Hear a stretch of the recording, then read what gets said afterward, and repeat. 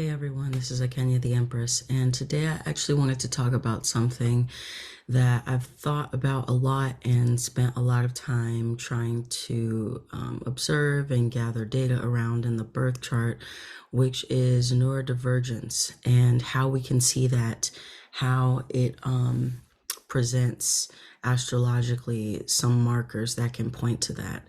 So I will say that, I'm not, a psychiatrist. I don't have a medical license of any sort. So I'm not making this video to try to diagnose anyone, but rather just using it as hopefully a guide to what can often show or point to things that will often present as neurodivergence.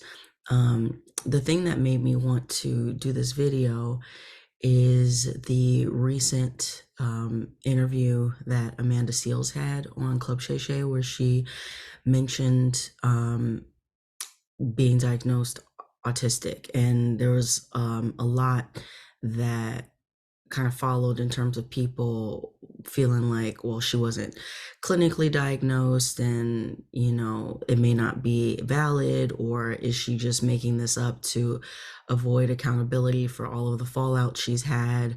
And I actually didn't watch the full interview, but I saw a post just that mentioned that she had talked about being neurodivergent. I didn't know what in particular she had stated. And I looked at her chart just out of curiosity, because she's also, and I feel, not great saying this, but she's been known as someone who isn't necessarily likable. She kind of has this reputation of like not being a likable person. And so I just wanted to look at her chart and see what was going on. And as I was looking at it, I just thought, like, is she autistic? Because of the amount of markers I was seeing that kind of pointed toward that. And sure enough, that's what she herself said that she believes she is. So let's get into her chart and let's kind of talk a little bit about neurodivergence in general, what that can mean, some of the nuances around that, because this is something that I've been personally interested in. I am pretty positive at this point that I have ADHD and that I've had it my whole life. I'm on my way to trying to get a formal diagnosis, but I've certainly dealt with some neurodiverse issues in my own life. So it's something that fascinates me. So I thought this would be a good opportunity to use something that's kind of socially relevant to explore what that may actually look like in a chart. Okay, first let's start here. This is not obviously something that's going to be all encompassing and perfect, but this was a Venn diagram that I came across probably about a year ago. And this really spoke to me because I was labeled gifted early in my life and always was in gifted programs.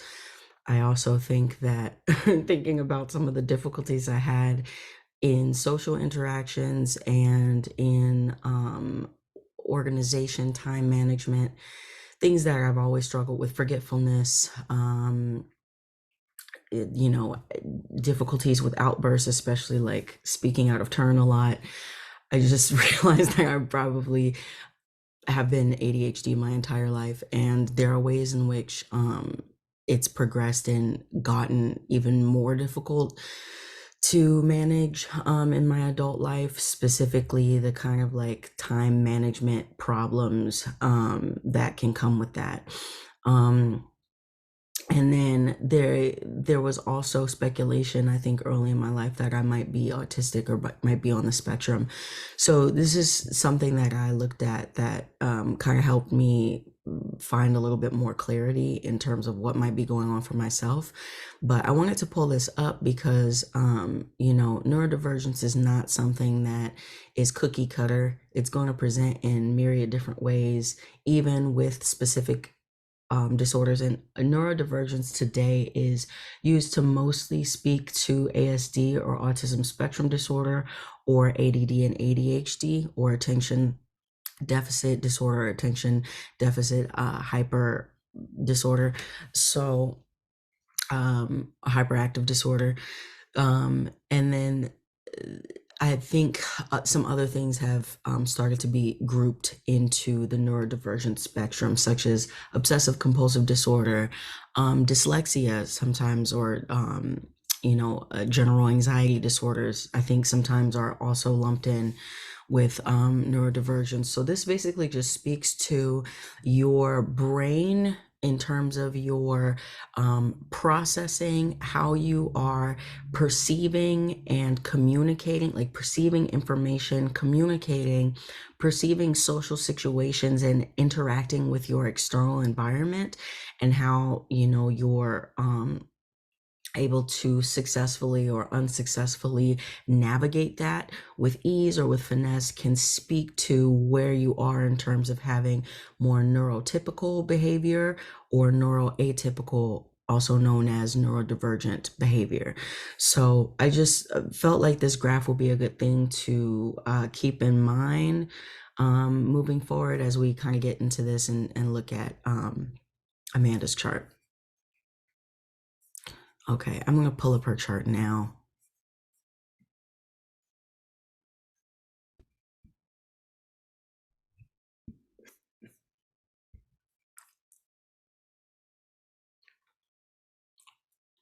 All right, here she is.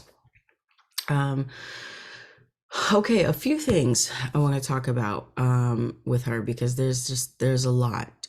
There's a lot in her chart that does point to neurodivergence and quite possibly autism spectrum disorder. Let's start with something that is kind of basic. And please understand that when I'm talking about this is not going to apply to everybody. So when I talk about a placement or an aspect, it's not that everybody with that placement or with that aspect is going to have autism spectrum disorder or be neurodivergent. Astrology really is about potentials and the variables that point to those potentials. And when you have multiple variables or multiple markers, you can start to put a picture together, right? So one or two things is not going to, necessarily dictate something, but when you're having multiple overlapping things, and maybe very little to mitigate that or balance that out, you can see how that is probably going to express in a more clear way. Okay.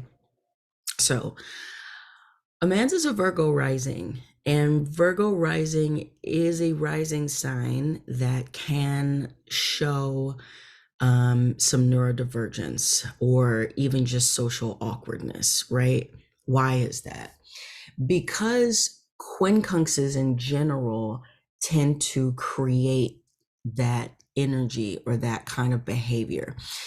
And this is because of how quincunxes, semi-sextiles too, actually, to a slightly lesser degree, but they're of the same harmonic and they present similar issues, okay? So a quincunx in particular is a 150-degree angle or aspect. If you think about the natal wheel and just the cycle of the zodiac, that's 360 degrees, right? So there's a lot of ways that you would divide a circle. You could do it in fourths, you could do it in seconds, you could do it in thirds, right?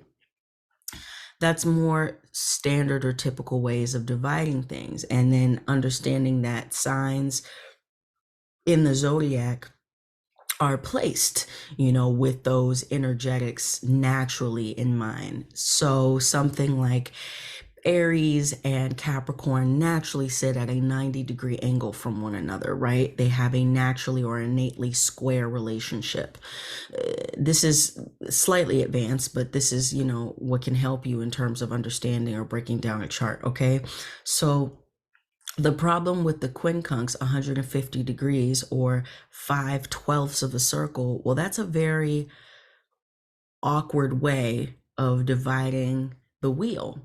And when you think about modality or element or, just kind of basic archetypal principles, inconjunct or quincunx um, signs or energies, they don't have a lot in common, obviously.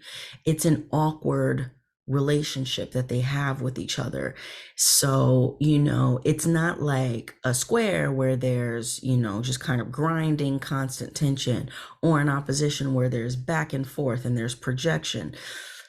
With a quincunx, there's just, it's like, I speak English and I'm in a room with someone who speaks Russian. Like, how are we going to communicate? That's what's happening between um two parts of a personality when we're looking at planets or placements in quincunx to one another.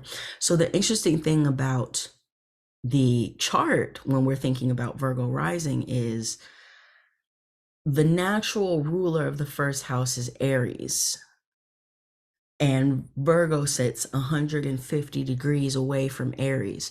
So when you have oriented the ascendant to come through the sign of Virgo, what would normally be associated with Aries and Aries functions, archetypes, principles is now being governed by Virgo.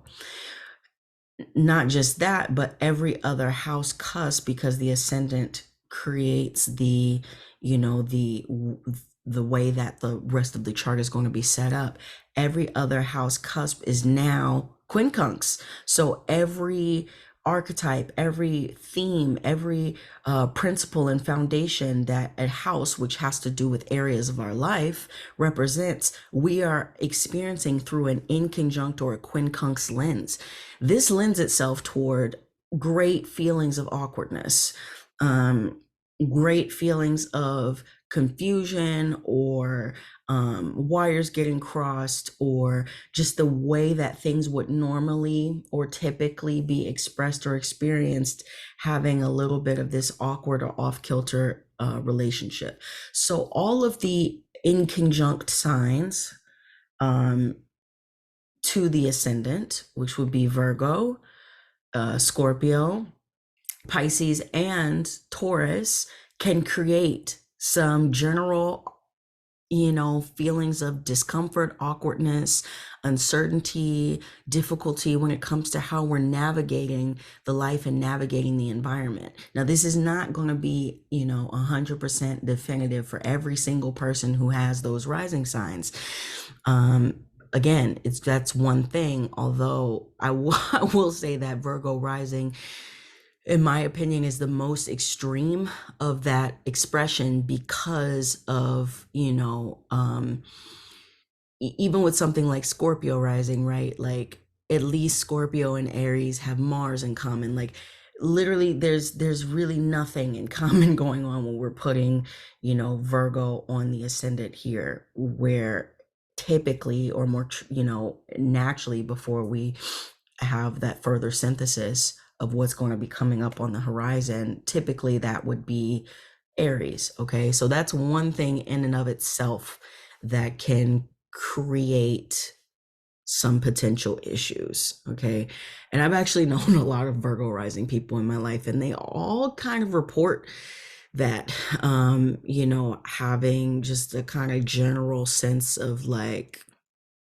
awkwardness on in kind of its most base level presentation of how that can work. Okay, let's look at some other stuff that points toward or lends itself toward ASD. When we're thinking about ASD, actually, we do want to think about Mercury, because Mercury has a lot to do with the foundational motor skills, communication and data processing, how language will form, and communication does have a lot to do with social interaction. It is, a planet that will govern a lot of how we're able to interact within communities. So it's a really important personal planet, and has a lot to do with the mind, the logical, rational mind. So if we're thinking about neurotypes, Mercury is a very important planet to look at. The moon is important as well, but Mercury can really kind of get into just the nuances of what is going on when it comes to how we're learning, how we're expressing ourselves, communicating, interacting. And Mercury is even more important for Amanda because she's a Virgo ascendant. So that is actually the planet that is governing the ascendant, or many people call this the chart ruler. And her Mercury has some challenges. Okay, so interestingly enough, her Mercury is in Gemini, which is square to the ascendant, on a sign basis. Actually, by degree here, it is also square the ascendant, which poses another challenge. But the Mercury being in Gemini would actually be something that plays to her benefit. And I think we do see that because she is very adept at language. She's clearly highly intelligent. She has a lot of skills and traits. This is very Geminian, but that does create a bit of a dissonance between how the Virgo ascendant and how this Mercury that rules that would want to express itself, because Gemini and Virgo, even though they're both ruled by Mercury, function differently in that Gemini is interested in experiences in a non-discriminate, purely curious way, and Virgo is about being discriminate, being discerning, having things be applied in a practical and useful way. And so that is going to create a bit of tension in and of itself alone. On top of this, if we look at the Mercury more closely, her Mercury is retrograde. So she was born under a Mercury retrograde, and that does create some differences with how information is processed and how it's communicated. Okay. So whenever we're looking at retrogrades in a chart, it's pointing to a need to reconsider, reflect, renegotiate. There's an internalized way that the energy can be expressed. And with Mercury, something that is an outwardly very quick moving planet, a lot of things can go haywire in regards to communication and information processing when it's retrograde. We see this obviously when it's happening as a transit. It's a very infamous transit for that reason. But this can certainly show up in a person's life when they're actually living with this, and how it's a constant for them. It's, they were born with that planet in retrograde motion. So Mercury retrograde people actually tend to be very insightful because there's this kind of extra internal processing that's happening. Sometimes actually hyper internal processing that can be happening. There is an insight that they can have that people who have their Mercury direct wouldn't necessarily have or wouldn't necessarily see. So it does typically make the communication style a little different, depending on how it's aspected and what else is going on. It can actually make the person less inclined toward expressing themselves in general. So the communication may come out in other ways. This is actually, I see a lot of creatives or inventive people with a retrograde Mercury, because the Mercury may not be expressing itself in a more standard or neurotypical way, but it can express itself in these other ways that can be a more helpful outlet for that energy, especially when it lends itself toward introspection. This Mercury is also in conjunct or quincunx Uranus. So again, any semi-sextiles or quincunxes that happen in this chart anyway, because the whole thing is oriented in a quincunx way, but especially to Mercury, are going to be intensely felt. This is really the aspect here in the context of this chart that points toward ASD to me, because both Mercury and Uranus have to do with um communication and networking. They have to do with um or going to be connected to community or collective things, right? And both of them are retrograde. Actually, she has a fair amount of no, like a few.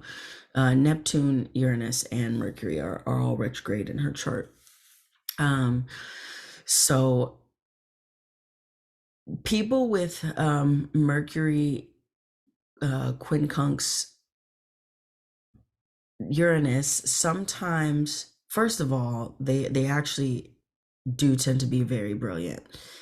Um, any Mercury Uranus link is going to tend to show a high degree of intelligence. Um, Mercury being, in domicile or placed well can show that. But then when there's any kind of link with Uranus, we're really going to see that. Now, obviously, if it's something like a trine or a sextile, the way that we experience that can be more beneficial and less erratic or disruptive. But when we're experiencing it with a hard aspect, especially something like a quincunx, there really, first of all, is no space between the thoughts. And she has Mercury conjunct Mars, which is definitely going to add to that. We can over communicate. People with this aspect can come off kind of high strung, actually. There's a lot of energy, but it comes out in these disjointed ways. So, for a lot of people, especially considering the Mercury is retrograde, this can create, I expressed this in a way where it came out more disjointed or awkward or maybe too blunt or too rash than I wanted it to. So, this is something that can really affect how we're able to build social interaction, especially since, Uranus is interesting because it does speak to the individual within the collective. So hard aspects to Uranus can actually create experiences of alienation, because it's not just the individual principle in and of itself. It is directly connected to how we understand ourselves within the broader context of our social group or our social networks, or broader community. So difficulty being understood, I mean literally difficulty being understood, as well as personally being understood, because of how personalized Mercury specifically is for her. So this quincunx is going to be largely felt in her life, can certainly create miscommunications, or just not being able to have an easy or non-awkward experience when it comes to how she's getting her point across or how she's interacting with people. Mars is kind of loosely involved in this. The Mars itself is not quincunx Uranus by degree, but Mars is working with this Mercury. This is something people with this conjunction can come off as very harsh. The communication style. They are very good debaters. They are good at sparring with their words. They can be kind of undefeated with that, actually. However, there is an added aggression to the communication style that can be really off-putting. The bluntness, the harshness, the rashness, and then you add this kind of obtuse or disjointed Uranian energy, and added by or compounded by the fact that this is a Virgo ascendant. So this is also connecting to, how people perceive her or how she shows up in the world.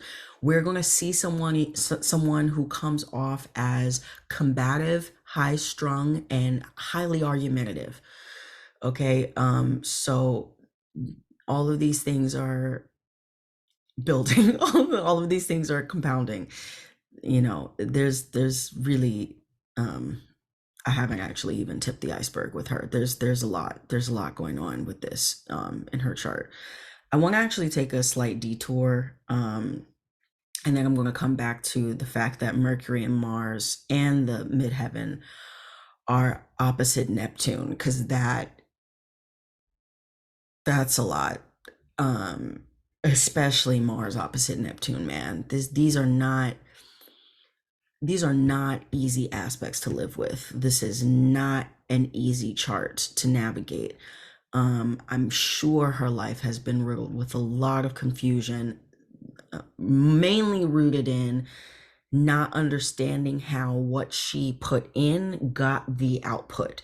There's a lot of disconnect between how the behaviors and the actions and the expression is leading to the reactions she's getting from people or her environment or in her life. Um, so I'm definitely going to break that down, but I want to make a slight detour here, to looking at this Saturn Jupiter conjunction. Saturn is something I actually tend to look at when it comes to autism in particular. A lot of Saturn can do that, especially a strongly placed Saturn. So, Saturn in the first house, Saturn aspecting the luminaries or the personal planets, a lot of things in Capricorn. And that's because of, well, first of all, Saturn does create limitations, blockages, delays, and depending on where it is or how things are um, aspected, this can be connected to developmental delays or developmental abnormalities. This is also, a lot of Saturn is going to show rigidity. So, in ASD, sometimes ADHD too, we see themes sometimes of hyper focus, or we see themes around like things needing to be, a certain way. A big thing with ASD is like, there can be rigidity around routine or around how things must be organized. Honestly, Virgo ascendant can show some of that anyway. So the fact that she's got all of those things we've already pointed to, and then this strongly placed Saturn is going to add to that as well. And then Jupiter is here. So Jupiter with Saturn, there's kind of this interesting dynamic that they can have together.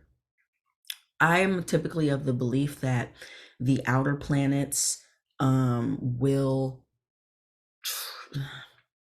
not trump, but because they are so slow moving, the force and the gravity and the intensity with which they are felt can be more intense than, or more clearly seen or more strongly presented than, the more fast moving planets. But then again, if you're having the outers connected with the inners, then we're going to see, even more exacerbation around that. So Jupiter here, with Saturn, can actually exaggerate some of the Saturnian things or principles I was speaking to, especially around limitations. Her Saturn is interesting though, because so the Saturn is squaring the sun, the moon in sign, and the Mercury out of sign. I will look at out of sign aspects if it applies or if it's relevant to the story that the chart is telling. And so sometimes a feeling of being restricted in life, blocked in life, feeling that there are obstacles you have to overcome, and how that can play into this sort of intense mindset or, rigidity around how the mind is going to work or how ideas, need to take shape can happen, especially with Mercury. Actually, Mercury Saturn hard aspects do show a lot of the time. It can be ASD, ADHD, as well, because of again, that kind of hyper focus thing that can happen. Um, Sometimes learning disabilities can actually show up with Mercury Saturn hard aspects. I've seen and Mercury Chiron hard aspects. Um, she doesn't quite have. She just missed that. She just missed the semi-sextile by a few degrees between um, Mercury and Chiron.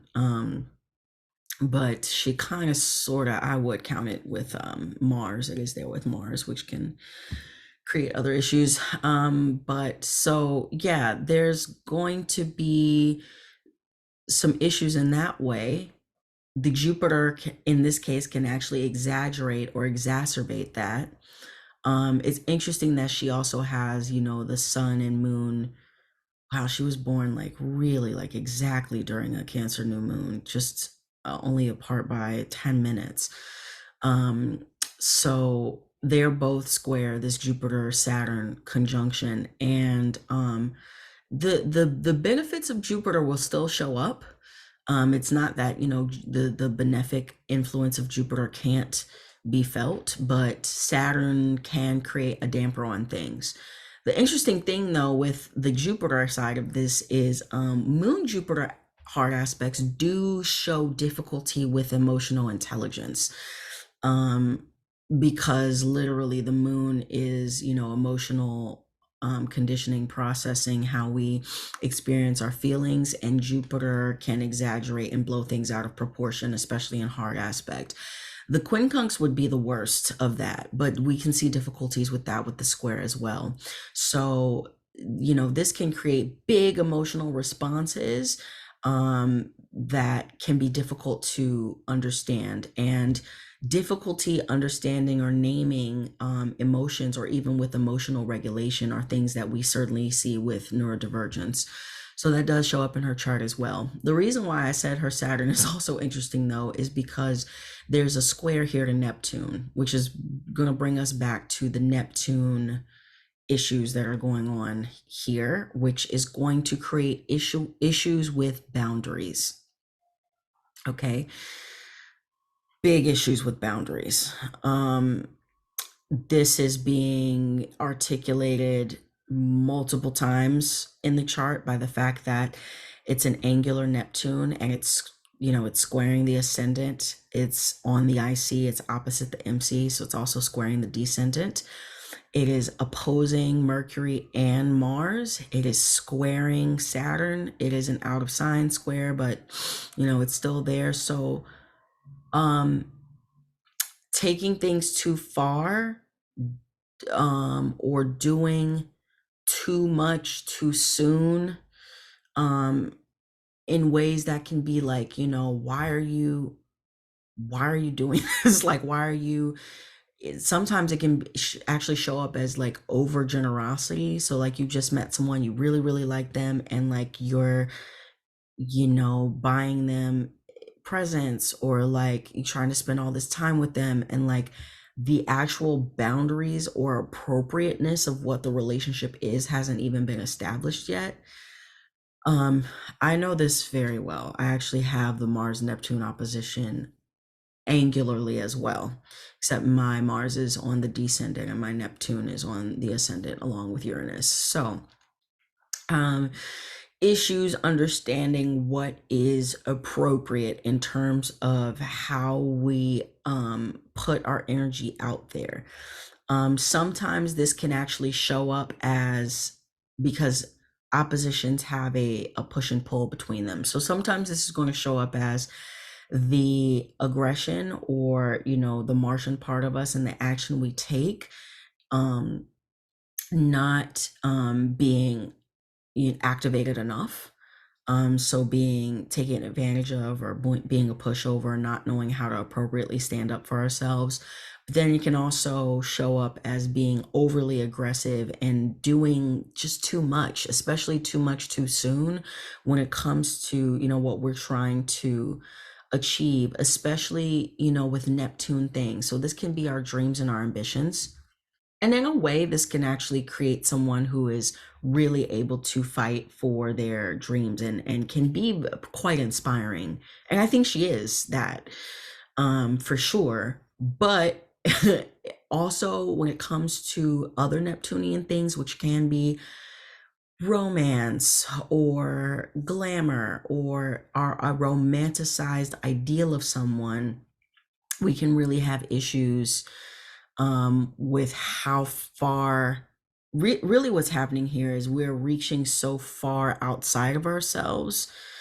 We're projecting so far outside of ourselves for a perceived ideal that it affects the appropriateness of our behaviors and how we're engaged in, those social interactions, and it really does create boundary issues. These are people who actually do tend to, because they're doing so much and they're, putting themselves out there in a way that can really kind of turn people off, maybe even weird them out, where they either turn people against them completely and they have a hard time, getting people to return their affections, and or people will actually just take advantage of them, because if you're offering up that much, most people are going to take they're going to take if you're giving.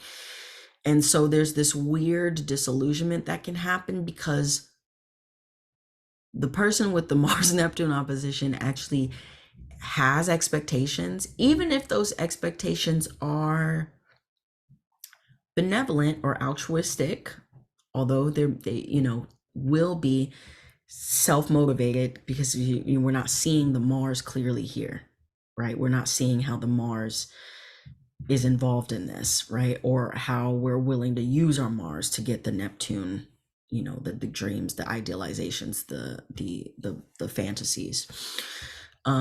So sometimes this will actually show that there are some more selfish motivations, or there are expectations attached to the altruism, or what we're putting out there. And then there can be this resentment of like, I gave all of this and they just took advantage of me. And it's like, who asked you to do that though? You're like, you know what I mean? Like, nobody put you in the position to do that. You did that. You didn't get the result you wanted, and now you're upset, and the person is just a terrible person who took advantage of you. No, you need to have better boundaries. You need to have better self awareness in terms of how you are putting yourself out there, and what you are offering up, and how you're coming off to other people. Mercury being involved in this really actually further obscures this, and Neptune issues we can see with ASD as well, because of the hypersensitivity and the difficulty around boundaries that can come up there as well. Mercury, Neptune, hard contacts can certainly create difficulties with there being clear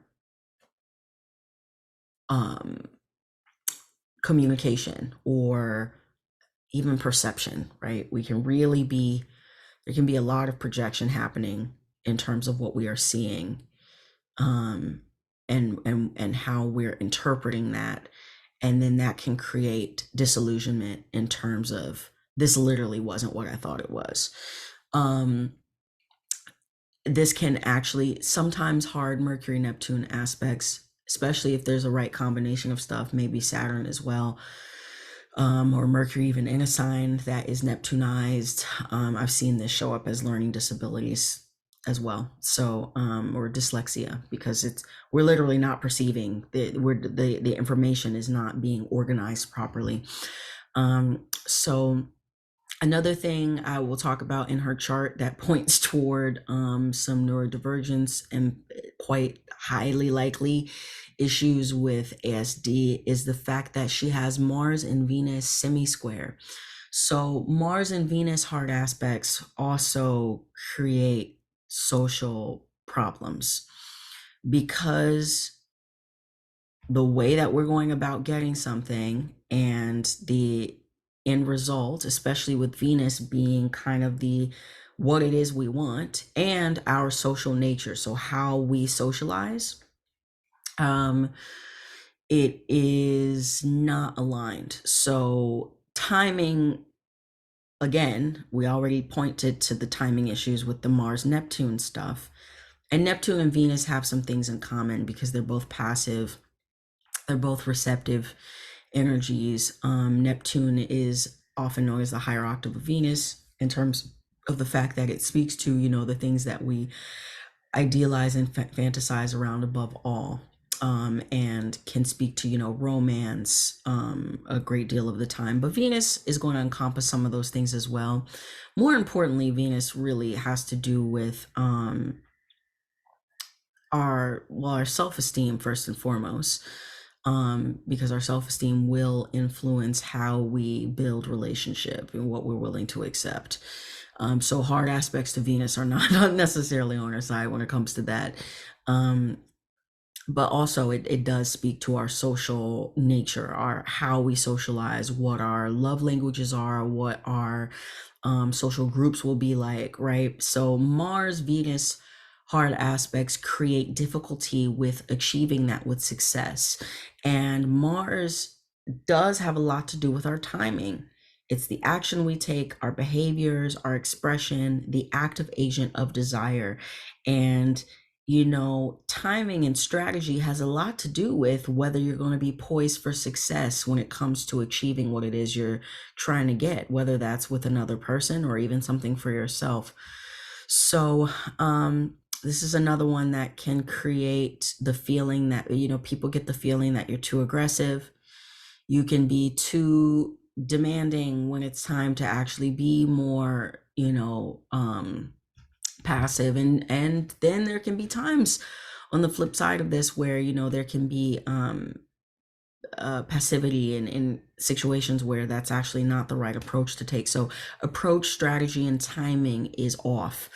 A semi-square is not the greatest, difficulty we can see. It's not necessarily the most pronounced, but we will still see a lot of the same challenges be present that we would get with a square, rather than it being as full blown with it being a full square. But we will see it on a smaller scale with the semi square. But it's an important thing to mention because of all of the other things happening in Amanda's chart. There are actually quite a myriad of other things. Sun and Moon are sesquiquadrate Uranus. There's a lot of, and I'm talking about a lot of the challenges. There are obviously gifts and positives in her chart as well, many of them. But this is overwhelmingly the chart of someone who certainly has many, many, many variables and markers that point to challenges in social interaction, especially when it comes to timing, appropriateness, and boundaries. Challenges when it comes to communication and how the information that she's relaying is going to be successfully taken or received. Difficulties with the mind and the processing anyway.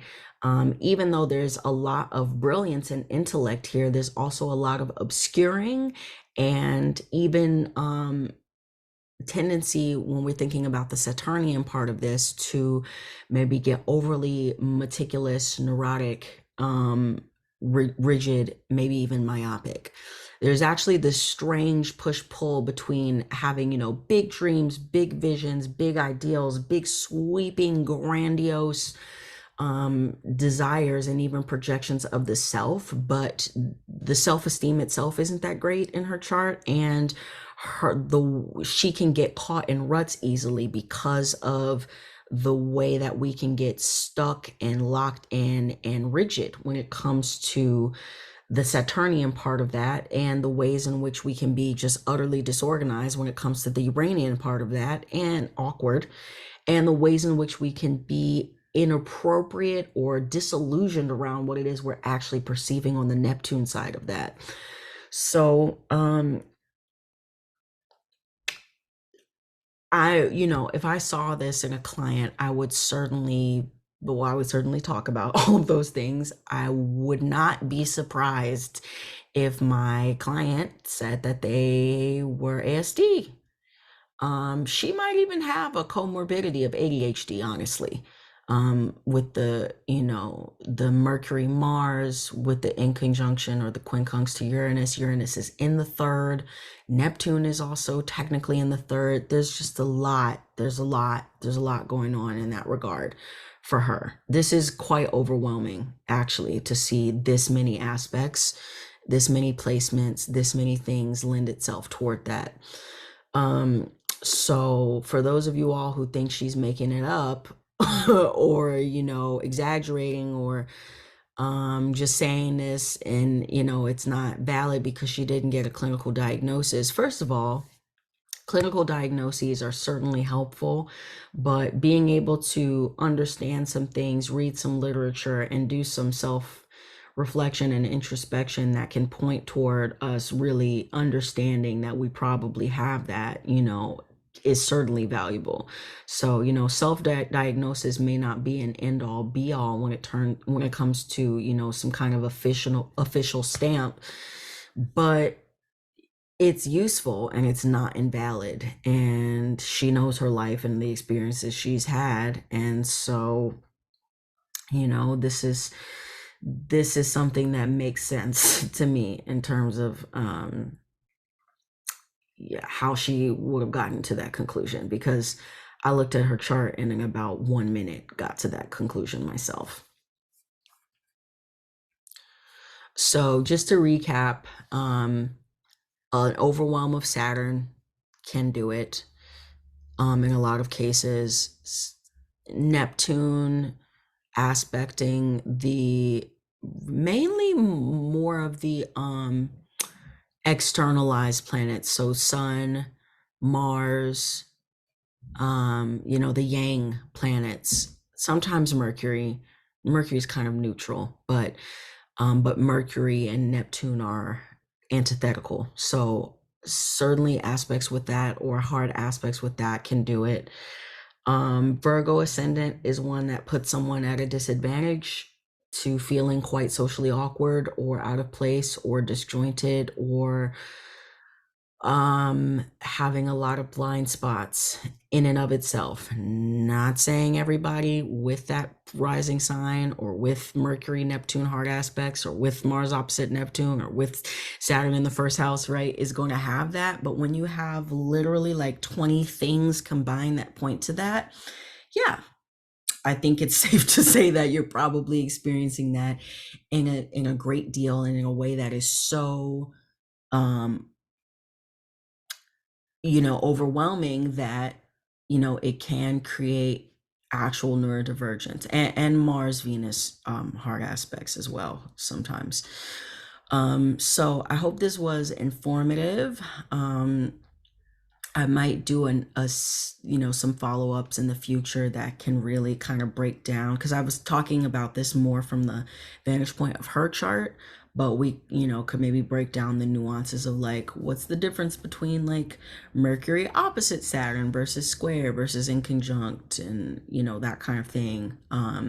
Or, things through certain houses in certain signs. So let me know if you all have any requests, or anything that you would like to have me focus on a little bit more in the future. And I'll be posting again soon. I'm actually finishing up my Jupiter Uranus conjunction video. I'm late on that because I had a lot of things I wanted to say. And Mars in Cancer, Moon in Taurus, Mercury square Saturn, process things slowly.